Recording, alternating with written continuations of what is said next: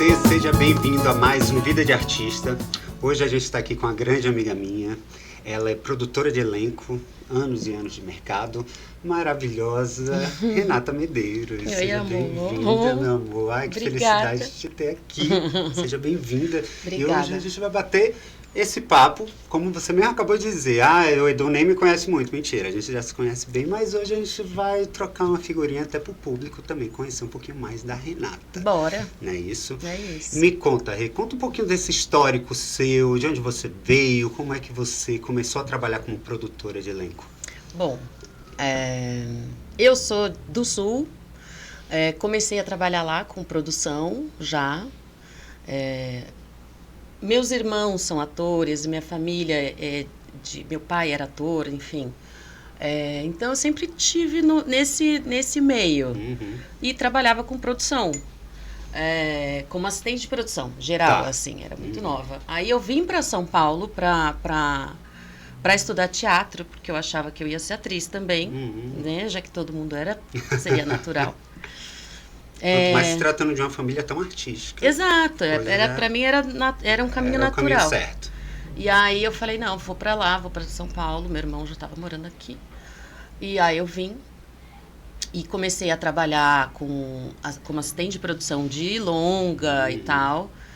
Comecei a fazer teatro, aula de teatro, eu fazia em DAC, acho que nem sei se existe ainda em DAC. Fechou já. Fechou, Aí, só que aí eu trabalhava muito, né? Porque assistente de produção é a pessoa que mais trabalha. Você nem tem vida, na verdade. E aí eu ficava muitas vezes atrasada na turma com algumas coisas de texto, de entrega de cena, de não sei o quê, e eu comecei a me sentir muito mal. Porque a gente, quando quer se dedicar a algo... Exatamente. Eu comecei a me sentir mal, assim, me sentia meio patinho feio. Eu falei, quer saber? E eu precisava trabalhar. Eu precisava trabalhar. Então eu falei, não, por enquanto eu vou seguir aqui, precisava me manter em São Paulo, vou seguir trabalhando com produção, uma hora eu volto para fazer teatro. Sim. Só que não foi esse o caminho. O que aconteceu que, como eu conhecia muitos atores, as pessoas me pediam indicação. Aquela coisa que todo mundo gosta de dar palpite no elenco. Sim, sim. Todo mundo gosta de palpitar no elenco. E aí vinham de vez em quando me pedir algumas indicações. Eu indicava, não sei o quê. Aí começaram a me chamar para fazer assistência de elenco. Não, legal. Aí comecei a fazer mais especificamente isso. E depois de um tempo trabalhando, fazendo assistência, alguns diretores já me conheciam e tal, enfim. E aí começaram a me chamar para assinar os elencos. Não. No começo, acho que é um caminho natural, né? Sim, a gente sim. começa fazendo assistência, vai aprendendo. Uma hora começa a te entregar. E aí eu fiz muita publicidade nessa época. Isso tudo aqui em São Paulo ainda. Sim, aqui em São Paulo. Eu nunca saí daqui, né? Sim. O que eu fiz foi que quando eu entrei na Globo, fui convidada para fazer um programa que eu fiquei 1 ano e 8 meses lá, eu fazia, e aí eu levava para o Rio o elenco. Alguns convidados de São Paulo para o programa, e fazia teste de elenco aqui e levava o elenco para lá para gravar. Então eu ficava 4 dias da semana aqui e 3 lá. Entendi, ficava nesse bate e volta. Aí, enfim, aí acabou o meu contrato, eu voltei para fazer publicidade, aí fiz alguns longas, fiz curta, fiz um monte de coisa. Eu resolvi abrir um escritório meu, né? Nesse período eu já estava com o meu escritório. E aí estava indo super bem, aí me chamaram para voltar para a Globo, só que eu estava indo muito bem, assim, estava muito feliz. Só que uma hora eu comecei a cansar de fazer publicidade. Porque publicidade cansa, que é uma correria. É uma correria. Você tem 2, 3 produções ao mesmo tempo. Exato, e os caras, às vezes, você produz um teste de elenco incrível, gigante. E aí, pro dia seguinte, aí 9 horas da noite te ligam, mudou totalmente o briefing e você tem que, mudar tudo. Então, assim, você acaba... Eu achava que quando eu fosse freela, eu ia ter... mais tranquilidade. Que eu ia poder organizar melhor meus horários, que eu ia poder... E era... Ledo engano. Pois é. E aí eu me ferrava, porque no dia que eu tinha folga, entre aspas, eu tinha que fechar os filmes para entregar. Então, assim, eu só trabalhava. E fora os BOs, né? Que Fora os acontecem. O ator ficou doente, o X não pode. Fora que na época não tinha aquela coisa de ter que... E o WhatsApp. Não tinha WhatsApp. Você estava tentando se organizar na publicidade. E daí eu vi que eu não tinha vida, não tinha tempo, assim, eu não tinha folga, eu não conseguia me organizar. E para eu ter aquele dinheiro que eu precisava, eu não podia dizer não. Você estava sempre tendo... Eu sempre tinha que dizer sim. Sim. Então, assim, eu fui ficando muito cansada, muito... É uma rotina cansativa, né? Produção de publicidade, eu acho que talvez, me corrija se eu estiver errado, pela quantidade. Você tem que, às vezes, o mesmo prazo de entrega, 2, 3 produções ou próximo, você conseguir dar conta disso é uma doideira, eu acho. E assim, e não tem uma... qualidade artística com o elenco, com raras exceções. Assim, raros os produtos, raros os diretores que têm esse olhar artístico. Eles estão olhando para o produto, exatamente. Venda e acabou. E aí eu comecei a ficar, e começaram, algumas coisas me incomodavam. Tipo, uma vez a gente foi fazer um comercial acho que era de absorvente, era na praia, eram 3 diárias. Aí eles queriam fazer num quiosque, mas tinha uma outra árvore do outro quiosque. Eles foram lá arrancar a árvore para replantar, para poder fazer. Então, assim, umas coisas que você fala, meu, que bizarro isso, para vender, para aparecer 30 segundos, entendeu? Eu comecei a ficar muito cansada, muito broxada. Desgostosa com aquela área, né? Exato. E aí, coincidência ou não, o universo me ouviu. Eu tava no Réveillon, tipo de férias, e aí me ligaram de novo da Globo, pedindo para eu voltar, que ia ter algum programa, não lembro. Programa de auditório que você Não, fazia? Programa, era um quadro do Fantástico, que era dramaturgia, precisava de alguém para escalar. Aí me chamaram de novo. Aí eu falei, quer saber? Vou experimentar. Segui com o meu escritório um tempo, eu tinha uma sócia. Segui com o escritório um tempo, mas eu trabalhava na Globo também, até que uma hora começou a dar uns chabuzinhos, exatamente. Eu falei, não, então vou ficar ali. E aí fiquei lá muitos anos. Você ficou quanto tempo todo, você lembra? 20 anos. 20 anos, né? Tempo de casa. Bastante. E quais foram assim, os trabalhos que você tem orgulho, assim, de tipo, esse elenco fui eu que enfim, óbvio, a gente sabe que é uma equipe, mas aquele elenco daquele trabalho, teve algum que realmente ficou na sua memória, assim, pô, foi gostoso, a gente acertou, o elenco tinha sinergia, cara, o trabalho rendeu. A gente, quando eu fazia, assim, aqui em São Paulo, tinha pouca dramaturgia, quase nada, o que tinha eram os programas do Fantástico, da Denise Fraga, não sei o quê. O que acontecia é que a gente dava apoio para as produções de lá. Entendi. Então, chegava um produto, a gente recebia e fazia a busca, a pesquisa. Aqui em São Paulo. Exatamente. Dirigia os atores, não sei quem, e mandava para o Rio. Aí aquela coisa, o diretor vai selecionando, e aí chega no final, assim. Então, assim, não teve um elenco. Eu fiz muito programa, Retrato Falado, Norma, esses, assim, só que eram... Era mais programas menores dentro da grade. Exatamente, e era semanal. Então, assim, tive prazer de trabalhar com muita gente legal. Tanto de super famosos como de não famosos. Mas... era divertido de fazer, era dinâmico. E era isso, assim, não tinha aquela coisa da novela que você escala o elenco e aí fica manutenção, só fazendo as pequenas participações, ou não sei o quê, ou se tem a sorte de entrar um personagem novo, legal, que você vai atrás. Então era bastante dinâmico. É isso que eu ia falar. Era toda semana uma equipe diferente. Exatamente, pelo menos um elenco atores, novo. O elenco, né? Mas assim, o que a gente fez que foi muito legal, que tipo... teve um programa, era uma série, se eu não me engano, acho que era JK, que a gente fez teste aqui em São Paulo e muita gente entrou, assim, bacana, que acho que foi o primeiro trabalho do Wagner Moura maior aqui, lá na Globo, mas que foi o primeiro trabalho da Andréia Horta, por exemplo, que foi daqui para lá, Juliana Mesquita, André Frateschi, enfim, umas galeras legais. A Malhação, que a gente fazia pesquisa todo ano para Malhação. Ou a gente fazia pesquisa para oficina, montava... A oficina de atores, oficina de atores que tinha, a gente montava a turma, isso era a gente mesmo. Eles iam para lá e faziam 4, 5, 6 meses de oficina. Era bastante tempo, eu não lembrava que era tudo isso. Não. E você chegava a ensinar ou você só encaminhava as pessoas? Não, eu mandava as pessoas para lá, eu fazia avaliação. O que a gente fazia? A gente fazia um mapeamento de tudo que tinha interessante dentro daquele perfil que a gente estava procurando. Sim. Que às vezes era para uma novela, mas Malhação a gente fazia todo ano. Porque querendo ou não, era onde surgiam muita gente. A Malhação foi escola de muita gente. Exatamente. Então a gente fazia...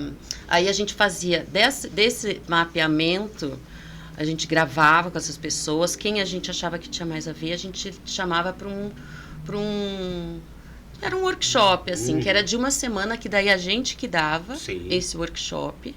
A gente ficava com a turma durante uma semana direto, aí escolhia cenas, ou que ia fazer individual, ou ia fazer em dupla, não sei o que. A gente escolhia as cenas, passava para eles, e aí dirigia bonitinho, tinha produção de figurino, de maquiagem, de tudo. A gente gravava e entregava para os diretores.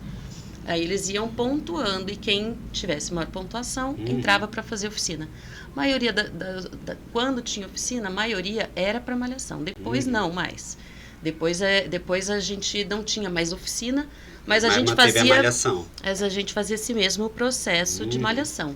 E daí apareceu muita gente também, tipo Marjorie este Ano, Bianca Bin, Débora Nascimento, tem bastante gente que... Marco Pigossi, enfim, uma galera, assim. E o que é que você, como produtora de elenco, já que você passou também por essa parte de avaliação mesmo, até para conseguir entrar na oficina da Globo ou qualquer outra coisa, o que é que você diria assim pro ator, pra atriz, assim, o que é que precisa chamar a atenção da Renata Medeiros como ator, como atriz? O que é que, na hora que ele pega um texto, o que é que realmente te surpreende de tipo, esse aí tem um brilho especial? Bom, tem gente que já nasce com o brilho e com uma coisa muito natural. E às vezes é muito natural. Por exemplo, a Camila Queiroz foi uma menina que primeira vez que ela foi gravar um registro comigo, não era um teste para nada, era um registro para conhecer mesmo. Nessa de mapear para Malhação, para não sei o quê, foi lá. Ela tinha zero experiência. Zero. Mas além de ser linda, ela tinha uma naturalidade. Na frente da câmera, tranquilaça. Assim, ela pegava o texto e falava. E eu falei, essa menina é verde, ela é crua, mas a gente precisa ficar de olho nela. Porque se ela estudar, ela vai. E tanto que daí ela foi, não sei o que, aí foi pra fora, acho que foi estudar. E aí chamaram ela pra fazer um teste que ela pegou lá, a personagem. Então, assim, eu acho que tem gente que já nasce com isso. Mas eu acho que é a personalidade, assim, sabe? Então seria... Não, é porque também tem isso. O mercado hoje, a coisa da beleza já não é tão necessário, vamos dizer assim. Eu acho que o nosso mercado mudou muito, de forma geral, com as redes sociais. A gente precisa mostrar um conteúdo para as pessoas, não é? Beleza, é importante? mas não é o fundamental. Não conta. Quer dizer, conta, mas não segura. É o fundamental, não segura. Você pode até ter uma oportunidade, mas e aí, cadê sua bagagem para você conseguir segurar um personagem, para se aprofundar? E eu acho que isso foi muito um reflexo das redes sociais também. Não sei o que você acha. Mas... Eu não sei, essa coisa das redes sociais é um pouco confuso pra mim, porque eu sou old school, eu sou das antigas, que eu ia, assim, meu trabalho de pesquisa era de formiguinha, sabe, de ir até as comunidades ou aos grupos de teatro de comunidade, de ir pelo menos 3 vezes por semana ao teatro para ver os atores, para ir a todas as escolas, sei lá, 90% das escolas mandavam as turmas que estavam se formando pra gente ir assistir. Então a gente se dividia, porque lógico não dava para assistir tudo.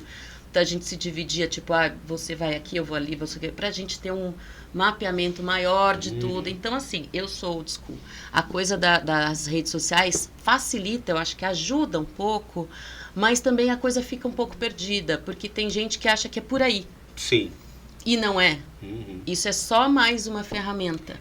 Porque é isso, porque senão você chega, você pode até ter oportunidade de fazer uma coisa, de ter um trabalho. Mas como é que você desenvolve? Mas como é que você faz esse trabalho se manter? Chamar atenção, conseguir segurar o personagem. E se manter, porque também existe a coisa que eu acho das redes sociais, que você acaba meio que trabalhando quase que individualmente, não sei. E aí, só que você chega lá, tem uma galera, e tem uma equipe, e tem a galera que não tá nem aí para redes sociais. Então, isso acontece comigo direto. Vira e mexe, chega alguém lá na agência, você não me conhece? Eu, não. Tipo, e eu tô nem aí, realmente, porque não é meu nicho, não é nada que eu procuro. E eu acho também essa coisa do trabalhar em equipe.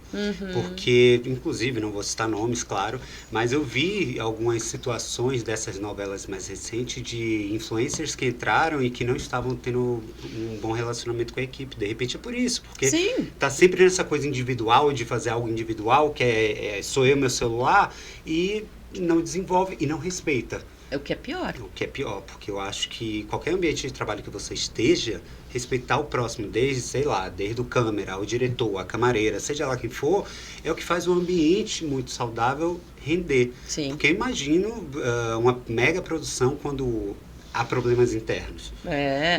Contamina todo mundo, contamina muito, atrapalha, enfim. E eu acho que é uma das coisas que acontecem. Você, como produtora de elenco, você também percebe isso. Essa pessoa não se dá bem, essa aqui já é mais tranquila. Eu acho que deve ter alguma coisa, não necessariamente para ir no pessoal ou dizer que não vai dar oportunidade, mas você ter esse olhar também de como é que minha equipe vai render. Vai ser um ambiente saudável? Seria isso também? Qualquer profissional numa equipe, num set de filmagem, se você tem cuidado com o outro, se você respeita o trabalho do outro, sabe até onde você pode ir, eu acho que é bem visto por todos, entendeu? Tanto pelos cabeças de equipe, quanto enfim, para as pessoas que estão ali, para a pessoa que está limpando o set, sabe? A copeira que está ali passando o cafezinho. É o mínimo, né? Quem é educado, mas tem gente que não é. Tem gente, aliás, essa coisa de rede social, tem muita gente em rede social de famosos que militam, que levantam bandeira e que fazem, que acontece direitos humanos e não sei o quê, e chega num set de gravação, não olha para quem está do lado. Nossa. E aí você fala, bom, quem é essa pessoa? Que lá pro mundo se mostra desse jeito e chega aqui, não trata mínimo as pessoas com o devido respeito. Mínimo, né? Não precisa ser levar no colo, mas não. Boa tarde, bom dia, boa noite, obrigado. Sim. Ou reclama de coisas bizarras, ou pede, tipo, você tá lá quebrando a cabeça com a direção para fechar datas e não sei o que tem que bater com o clima, que tem que bater com a locação, que tem que bater com não sei o que tem que... Tem todo o negócio. E aí a pessoa vem, porque é fulano, beltrana, sei lá o quê, e pede pra... Não posso gravar nesse dia. Será... Por quê? Porque tem jogo do Flamengo, sabe assim? E eu queria ver. Você já ouviu esse tipo de coisa? Já. Pedi pra liberar por causa do jogo. Ou, tipo, sei lá, aniversário do filho. Eu tenho filha, eu sei como é que é. É lógico que eu gostaria de estar em todos os aniversários dela, só que assim, eu sou eu não... Você tem uma vida independente que você, inclusive, tem que supri-las, porque elas são suas filhas. E outra, mas assim, se eu tivesse gravando, filmando, sei lá, no Rio de Janeiro, que é aqui do lado, ou na Amazônia, sei lá que fosse, e é aniversário da minha amiga, e eu tô com uma equipe... Você não vai prejudicar. Eu não vou falar, gente, não venho, porque é aniversário da minha filha, entendeu? Claro, obviamente. Inclusive porque suas filhas também sabem o tipo de trabalho que você faz, elas já devem ter um respeito, e você como profissional, deve se respeitar, inclusive. É importante que eu faça o meu trabalho. Importante para várias coisas. Para tudo, como eu disse, para suprir. Justo, exato. E para minha realização. E para realização pessoal. E eu tenho, assim, vou te falar uma coisa, não sei nem se eu quero que você coloque isso depois, a gente avalia. Mas assim, eu tenho ouvido umas coisas, que eu faço parte de vários grupos, né? Mas às vezes eu ouço umas coisas que eu falo, será que será que, sabe que assim, quando você fala, acho que eu fechei esse ciclo. Já não me cabe. Eu não me vejo mais desse jeito. Sim. E aí eu entro em conflito, né, comigo. Por isso que também, graças à minha experiência, eu a duras penas, mas eu tô conseguindo para passar o meu trabalho, a minha experiência, as coisas que eu penso para pessoas que estão começando e que tem sido super, assim, eu tenho tido um feedback super legal e que eu não fazia ideia, sabe? Então, assim, eu sei que eu tenho coisas a oferecer. Eu sei que eu sei escalar um elenco muito bem. Sim. Eu tenho certeza disso. Eu gosto... Ai, bati de novo. Eu gosto disso. Eu gosto de fazer isso. Mas, às vezes, algumas coisas que você ouve, alguns egos, umas coisas que você fala, fico repensando, sabe? Eu tenho um pouco disso atualmente. Tive poucas oportunidades no audiovisual e te confesso que hoje eu tenho trabalhado muito isso comigo. Tipo, será que... Porque dar aula, por exemplo, foi algo que a gente começou junto, inclusive, você me deu a oportunidade. E hoje eu me identifico super dando aula, porque pensar que eu estou passando minha experiência, as dificuldades N que eu já passei para pessoas que estão entrando agora no mercado, para elas não terem que passar, confesso que me dá um acalento, assim, um coração quentinho, tipo, eu estou ajudando essa pessoa a não ter que passar por isso.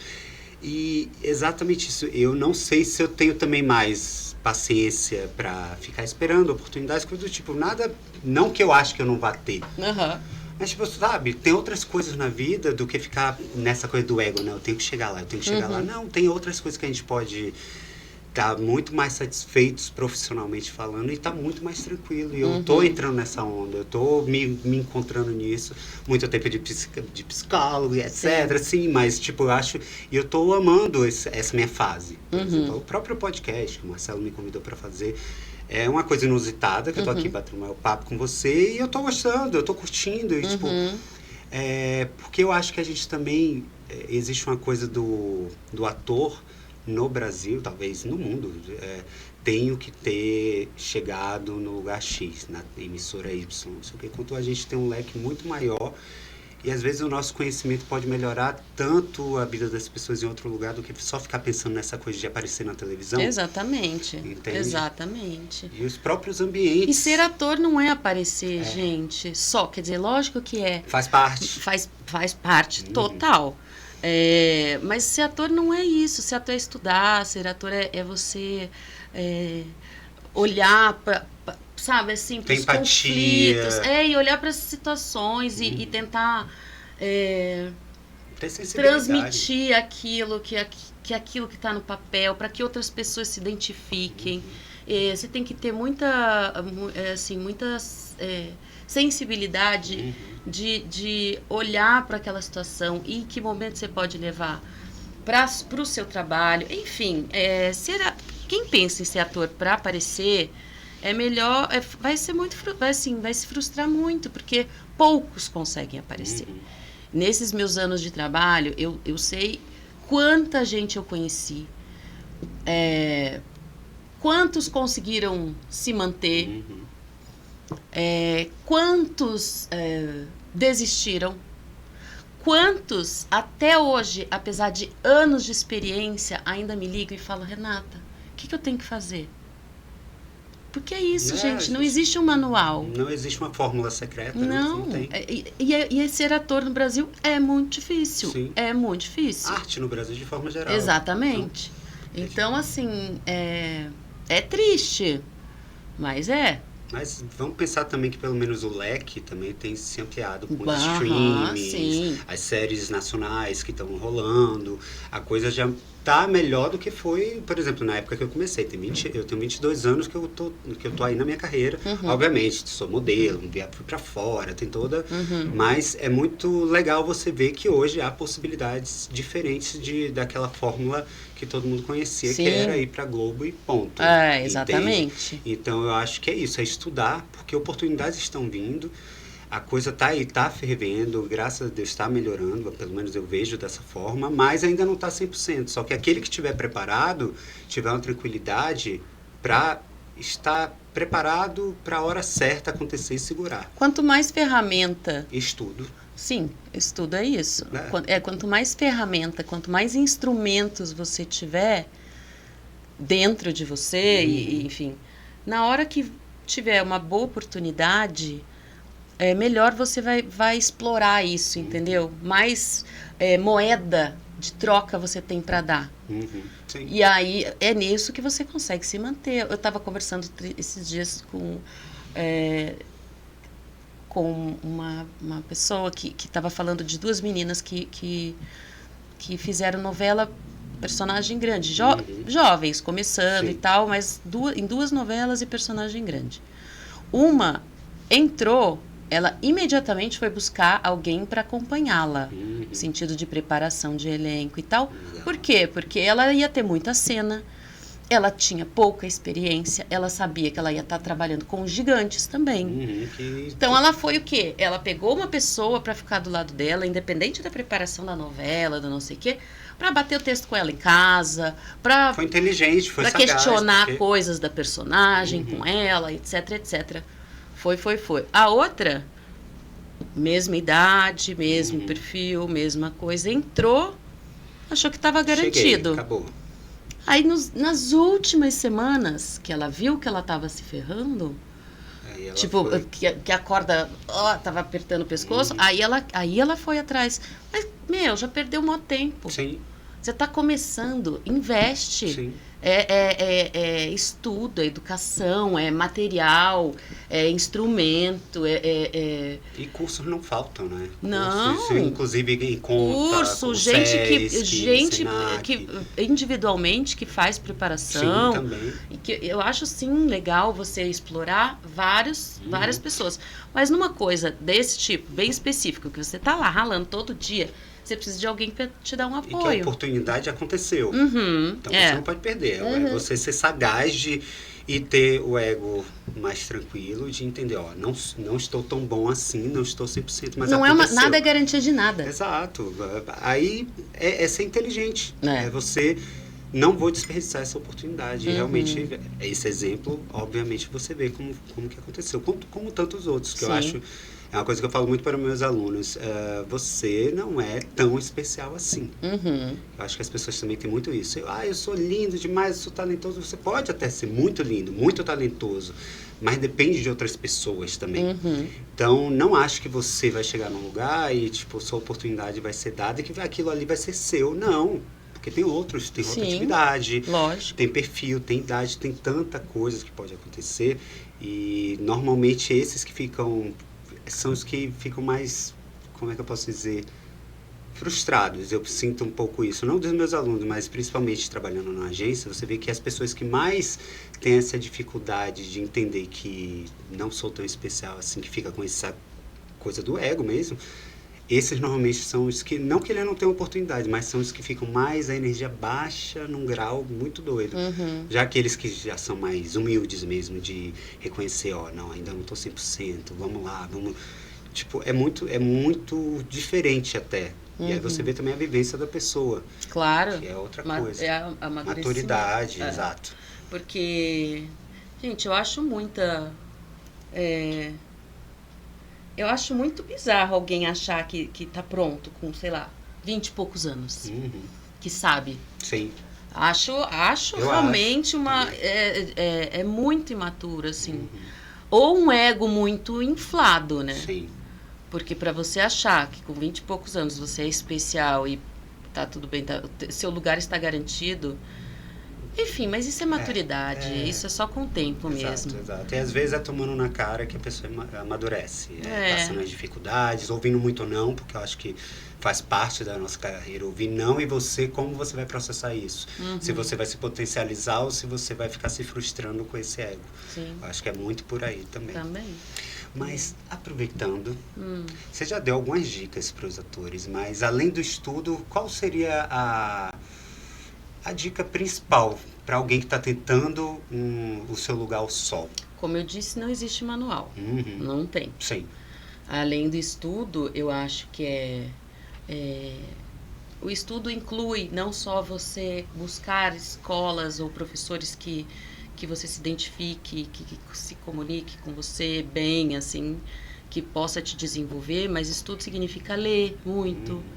Porque o que tem de bom ator que, assim, às vezes a pessoa até tem assim, você vê que a pessoa tem potencial, mas na hora da leitura de mesa, a pessoa não sabe ler, não consegue ler, não consegue interpretar o texto. Depois que ele decorar, que ele estudar, não sei o quê, e você dirigir, ele vai fazer. Mas, gente, ler é muito importante. Sim. Então, assim, tem que ler não só para ter vocabulário, para poder discutir e para chegar numa mesa de leitura com o diretor, com o autor e tudo. Tem um mínimo de segurança. E você saber ler. É o mínimo. Mas não é assim. Deveria, né? Mas não é assim. Acho que ler bastante coisa. Ver, assistir muito e observar. Peças, séries, novelas. Cinema. Tentar encontrar nessas coisas que você vê, que personagem que você acha que tem a sua cara, que você acha que tem a ver com a sua temperatura, com o seu temperamento, e experimentar isso, sabe? Acho que isso faz parte do estudo. Ter um material atualizado. Isso é importantíssimo. Muito importante, porque tem gente que fica fazendo. Quando você vai olhar, o material está super desatualizado, uma foto de 4 anos atrás. Aí tem gente que fala assim, mas eu não mudei tanto. Não mudou. Mas quem não está te vendo aqui, ao vivo, vai entrar lá, seja lá qual o sistema que for, vai ver. E a foto do Edu é de 2004. Eu não sei se ele está assim. Já cansei de ver a cara dele, essa foto. Ou então, assim, não mudou tanto. Não mudou, mas eu não tô vendo o Edu todo ano para saber se ele está assim ou não. E aí, se eu tenho mais 50 para ver... Estão atualizados? Eu não vou ligar. Oi, Edu, por favor, será que você pode ir lá e atualizar o seu material? Então, acho que isso é importante, botar o material atualizado, com seus dados pessoais, atualizar sempre que você fizer algum trabalho. Eu acho que, assim, é isso, assim. Tá muito atento, né, a teu currículo, a todo esse material que é preciso. Acho que você... porque é por onde as pessoas vão te chamar ou não. Às vezes é melhor você, sei lá, essa coisa, né, de fazer self-tape. Muita gente pede self-tape. E as pessoas... tem gente que não sabe, não consegue fazer, não consegue se autodirigir. É complicado. Ou acha que está se autodirigindo e fica macaca, entendeu? Fica muito ruim. Então, assim, na dúvida, você está na dúvida se aquele material é bom? Tá na dúvida se aquilo vai te apresentar bem? Não põe, eu acho. Porque eu posso querer olhar ali seu material, ver seu currículo, não sei o quê, e ficar interessada em te conhecer. Se eu tenho um vídeo que não tá legal, eu não vou querer ver, eu vou falar, não tá bom. Então, na dúvida, pergunta para alguém profissional, pede consultoria. Eu tenho feito isso, as pessoas às vezes têm chamado para uma consultoria, para eu dar uma olhada no material, ver o que precisa mudar, de repente gravar um vídeo, não sei o que, mostra o que tem. Aí a gente fala, isso aqui não tá bom, isso aqui tá legal, aproveita isso, explora esse negócio. Então, assim, ou buscar ajuda profissional, ou com alguém que você estude, que você confia, algum professor, algum mestre. Feedback honesto. Exatamente. E é isso, e saber aceitar crítica, saber ouvir. Ficou manhaca esse negócio, tá horrível, não põe em lugar nenhum. E tudo bem, faz parte. Faz parte do estudo, inclusive, errar faz parte. Super. É importantíssimo, inclusive, errar, porque E você vai entendendo agora, eu acho que é isso. Se comunicar, procurar pessoas que sabem o que tá falando para poder te dar uma segurança. Porque eu acho que é isso. As pessoas... Essa coisa muito voltando às redes sociais, do imediatismo. Gravei, quero postar. Tirei foto, quero postar. Às vezes é tipo, cara, não é assim. A rede social hoje também é um material de trabalho. Também. E aí as pessoas querem esse imediatismo por conta dos likes e esquecem que, na verdade, esse material não é para ali. É para um outro nicho. É para o seu trabalho como ator, como atriz. Exato. E tem muita gente que não. Eu percebo... quando a gente vai fazer book de alguém, não sei o que, a pessoa, mas eu quero isso, meu amor, mas a gente está te direcionando porque você é ator, porque você é atriz. Você fazer uma foto mega sensual não vai te vender como atriz, você é modelo, vamos saber nichar as coisas. Mas é isso, é a vontade de ter que postar na rede social que tô ali com uma foto linda, que às vezes pode prejudicar, inclusive. Né? Então, mas é que assim, eu acho que é imediatismo, na verdade. Também é imediatismo, mas é falta de maturidade, sem dúvida. É ansiedade, na verdade, Sim. as pessoas têm. Não, mas assim, eu sinto isso muito mais, assim, pensando nisso que você falou, eu sinto isso muito mais desse imediatismo de posar de femme fatale, gata, linda, gostosa, não sei o quê. Eu sinto isso muito mais com modelos. Sim. Do que quem é do teatrão mesmo, Sim, sabe? Isso, total. Eu percebo também quem é realmente raiz, vamos dizer assim, ator, atriz raiz, e quem é aquele que está ampliando o leque, começando a estudar de repente, mas as pessoas se prendem muito, eu vejo isso também. E tá tudo bem, isso é o jeito, mas assim, essas pessoas, elas têm que entender que o mercado de atuação não pode ser só isso. É muito mais profundo. Sim, total. Né? Porque é só isso que a gente falou, só cara, só beleza não segura, entendeu? Dura 1, 2 vezes depois. E olha lá. E olha lá. Meu amor, eu tenho que te agradecer. Imagina, mais obrigada uma vez pelo nosso papo. Obrigada. A gente ainda tem que tomar uma cervejinha um dia desse para resenhar, tá certo? Vamos, só não hoje relaxa. E pessoal, para vocês, muito obrigado e até o próximo Vida de Artista. Obrigada.